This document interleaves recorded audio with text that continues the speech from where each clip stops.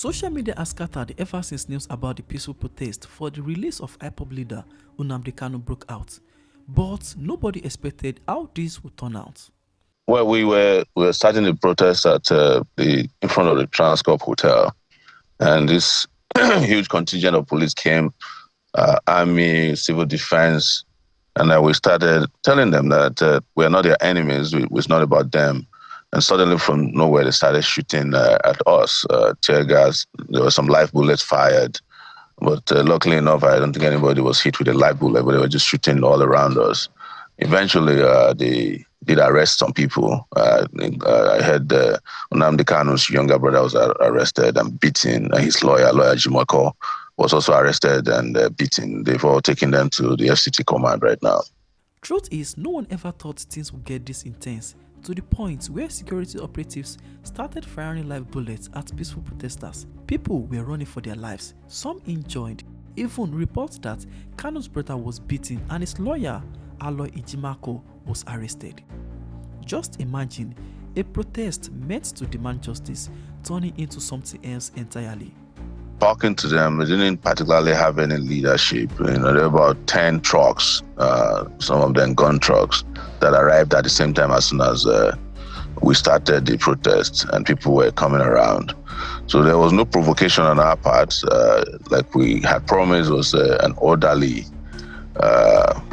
protest. It was peaceful, but it was an unprovoked attack from the police force, and I would say combined team of security people in the city. At the same time, conversations started flying everywhere. Some said the protest should never have been allowed to hold at all. In fact, there were warnings that certain areas were no-go zones and should be avoided at all costs. Not only did we plan this as a peaceful protest, we actually had the lawyer inform them, even though it is our constitutional right not to inform the police, not to take permission from the police to protest. But we did inform them officially so that they can provide protection to the protesters, because they always claim that protest is hijacked by hoodlums or whomever it is. But you can now see who the hoodlums were today. The security agencies that otherwise should have done the job of protecting the protesters. But what really changed the mood online was what Kenneth Okonkwo said. His words spread like wildfire, and right now, he has been trending for all the reasons you would expect. Kenneth described the continuous detention of Nnamdi Kanu as a total failure of justice. He said it violates the Nigerian constitution and that the time has come for a political solution, not another endless courtroom drama. Take a listen. Well, first and foremost, the Constitution is very clear. Section 36, subsection 5, that every Nigerian citizen is deemed to be innocent until proved guilty. A nation that detains a human being more than 7 years, and you have him in your custody, and yet you couldn't even reach a judgment as to the culpability of his crime, is a nation that is failing in the dispensation of justice. Justice delayed is justice denied. When it comes to the issue of crime, the Constitution is very clear that the accused or defendant should be judged within a reasonable time. It is very unreasonable to keep a man in detention for almost 7 years. What are you judging? This is telling on the judicial process of Nigeria.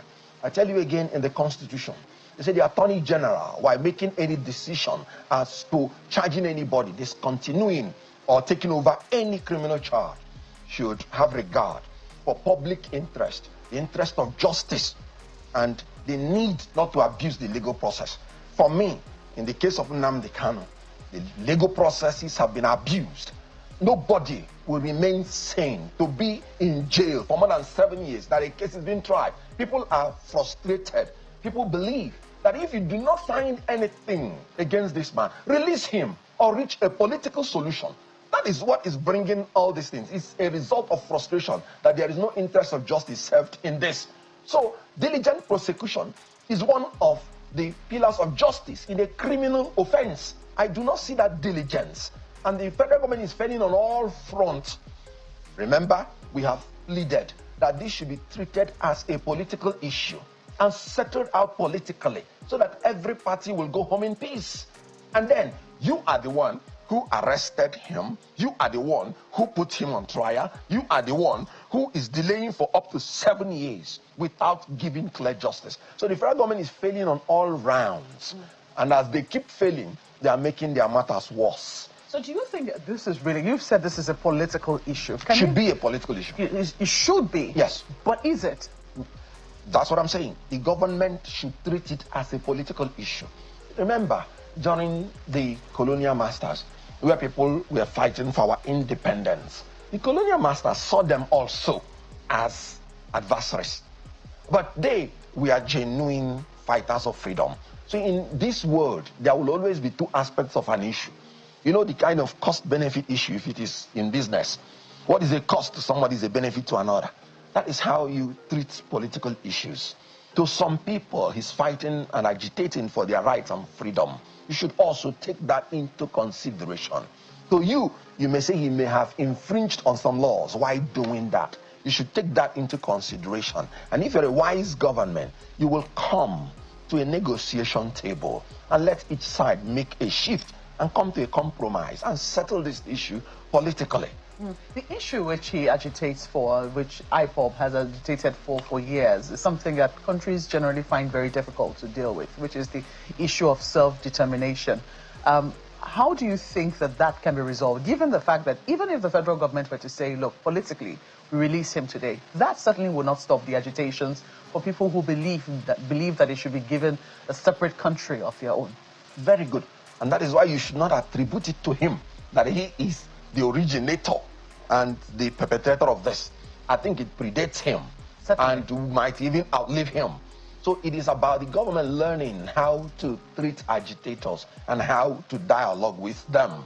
Because as you have aptly stated it, it didn't start with him. We've had MASOB, we've had other organizations. It may certainly not end with him. So it's about people expressing in their different ways their manners of frustration with the system. When things were so good in Nigeria, I wasn't hearing all these agitations. But whatever name you call them, it is frustration to the suffering, to the hunger and hardship in the country. That is the truth. I was going to ask though, what side are you on? Are you on the side of the protesters? Do you support their cause? Or do you think that since this matter is already in court, you know, pressure should be applied to the federal government to let this matter run as quickly as possible? Very good. I am on the side of rule of law. I just told you that Nigerians have the right to protest. Section 40. And you can't take it away from them. It's their natural right, innate in them. And the Supreme Court has said, beyond exercising these rights, no human being can live a civilized life. So it is their innate natural right to protest, and it should be encouraged in a democracy, because when you bottle up all these things, then there will be an implosion and explosion. But when people are allowed to express themselves, according to Section 39, they will ease off their anger, they will feel they've been heard, and then the government will also use it to understand the feeling of the people and know the solutions they are from and they are at. So the issue is that it is a support to rule of law. What does rule of law say? Somebody is innocent until you prove him guilty. And you must prove him guilty within a reasonable time. When it's unreasonable, it's no longer rule of law. And for me, keeping somebody for 7 years in the name of trial is unreasonable. So whatever it is, it should end now. Nnamdi Kanu should be released. Either the justice system moves at the speed it ought to move. In our laws, criminal trial ought to be held every day until judgment. That is what the law says. So I am on the side of law. I'm on the side of justice. Whether there's marginalization against the Southeast, that is given. So whether people will agitate, that is legal. Their method of agitation should also be legal. And if the government believes somebody has exceeded, then when you're applying the law, apply it legally, judiciously, and judicially. And in the case of Nnamdi Kanu, with respect, I can say they have not lived up to it. Whether you agree with Kenneth Okonkwo or not, one thing we can all admit is this. The cry for Nnamdi Kanu's release has refused to fade away, because every week, something brings it back to the spotlight. For some, this is about justice, while for others, it is about peace, closure, Are the country still healing from years of mistrust? But one thing is sure, my people, if these calls keep getting louder, the government will eventually have to respond. You need to believe me. Now, the question is, how long before they finally listen? This is Talk City, where we break the gist down without bias or noise. Just facts, stories, and the truth that matter. Stay subscribed and turn on the bell because the next update might change everything. Before you go, drop your thoughts below. Let's gist in the comments.